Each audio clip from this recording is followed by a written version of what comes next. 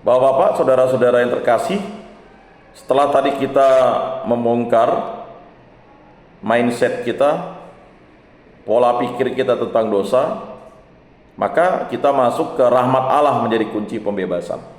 Maka pembebasan itu atau kunci pembebasan itu adalah rahmat Allah. Jadi apapun yang terjadi, kalau kita ingin sadar akan dosa kita, kunci pembebasannya adalah rahmat Allah. Kesadaran bahwa dosa membuat kita tidak berkenan di hadapan Tuhan, ini sebenarnya adalah gerakan Roh Kudus yang memberikan rahmat pembantu, actual grace kepada kita. Rahmat ini menyadarkan kita bahwa kita telah berdosa dan memerlukan pertobatan. Pertanyaannya adalah, apakah kita sungguh-sungguh dapat bekerja sama dengan rahmat Allah ini? Keinginan untuk bertobat dapat memberikan efek, atau istilah kerennya, istilah asingnya, epikakios, ya. Namun bisa juga tidak memberikan efek, ini epikakios, ya. Hal ini disebabkan karena kita sebagai manusia sering berusaha untuk memerangi dosa dengan kekuatan kita sendiri. Itulah yang membuat kita gagal untuk memerangi dosa. Itulah yang membuat kita jatuh dalam memerangi dosa. Itulah yang membuat kita sering terjatuh dan kita tidak berdaya dalam memerangi dosa. Padahal memerangi dosa itu harus dengan rahmat Allah, tidak dengan diri sendiri atau kekuatan diri sendiri, tidak bisa. Mengapa? Karena dosa itu memiliki kekuatan daya pikat yang luar biasa untuk menjatuhkan manusia. Karena dosa itu, ya, akar-akarnya itu, ya, menggerogoti pikiran manusia itu.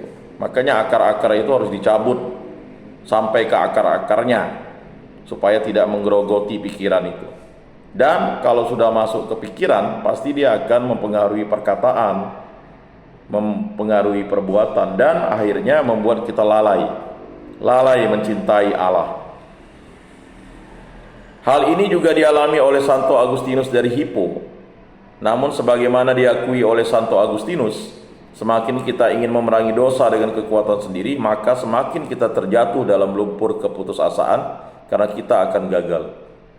Maka banyak orang berpikir, tak perlulah ke gereja, saya sudah sadar, tidak bisa.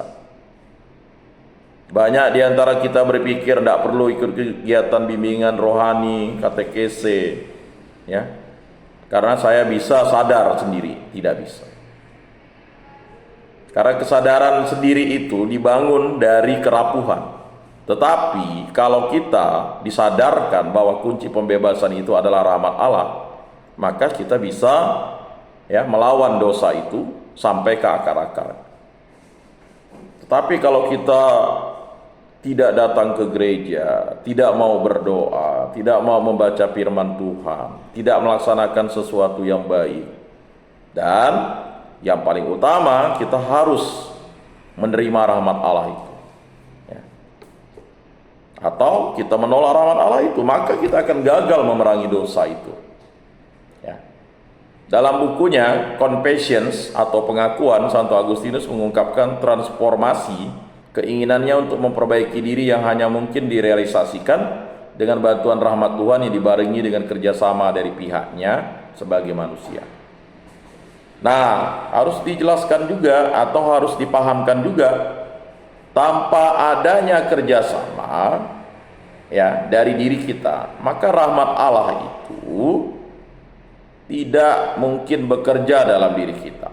Mengapa? Karena kita menutup rahmat Allah itu. Maka mungkin banyak yang bertanya, kok dia bisa mengulang kejahatan yang sama, dia bisa mengulang, ya, kedosaan yang sama, dia bisa mengulang keburukan yang sama. Ya, mengapa? Karena dia tidak mau bekerja sama dengan Allah. Ya, tunduklah kepada Allah, lawanlah iblis, dia akan lari daripadamu. Kan begitu. Ya. Jadi berkali-kali ayat itu digemakan kepada kita. Tunduklah kepada Allah, lawanlah iblis, dia akan lari daripadamu. Ya. Jadi itu harus kita pahamkan dalam diri kita. Dan rahmat Allah itu, ya, bekerja, dan kita harus bekerja sama dengan rahmat Allah itu.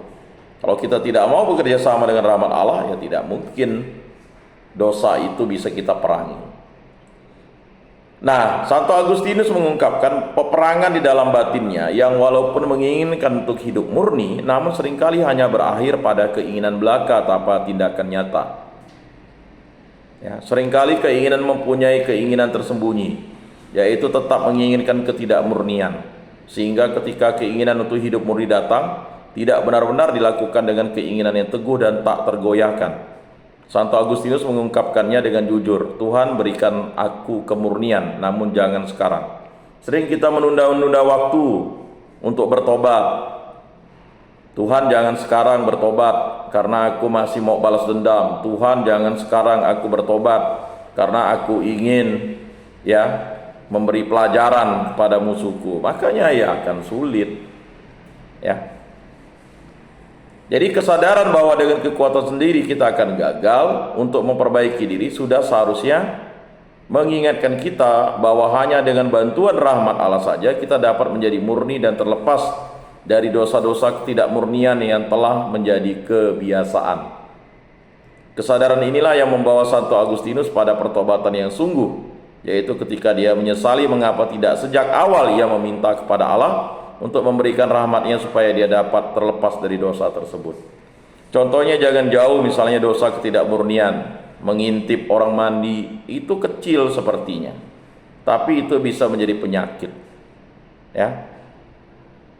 Dan kalau itu tidak mendapat rahmat Allah, dia akan mengulang-ulang. Atau misalnya mencuri celana dalam perempuan, itu terjadi di asrama Untan beberapa tahun yang lalu. Jadi seorang oknum PNS itu jadi mahasiswi di asrama Untan itu resah karena celana dalamnya itu setiap hari hilang. Karena tidak mampu lagi untuk membeli karena sudah gerah, jadi dilaporkanlah ke polisi. Lalu dilaporkan ke polisi, dicari, diselidiki, dan akhirnya kedapatan seorang oknum PNS. Jadi 1,5 kotak dia mengambil celana dalam mahasiswi itu, dan itu sekali ditangkap, diinterogasi, rupanya dia memiliki kelainan. Dia sangat terangsang ketika dia mencium celana dalam itu. Nah, akhirnya polisi katakan kepada para mahasiswi, "Dek, ambil aja celana dalamnya lagi." "Nggak mau Pak, kalau udah kayak gitu," katanya. Nah, itu adalah dosa yang harus ada rahmat Allah, bekerja sama dengan rahmat Allah. Mengintip, mencium celana dalam, bahkan onani, masturbasi, nonton film porno, itu adalah dosa-dosa ketidakmurnian yang membuat kita menjadi tercela di hadapan Allah, karena kitalah yang mengutuki diri kita.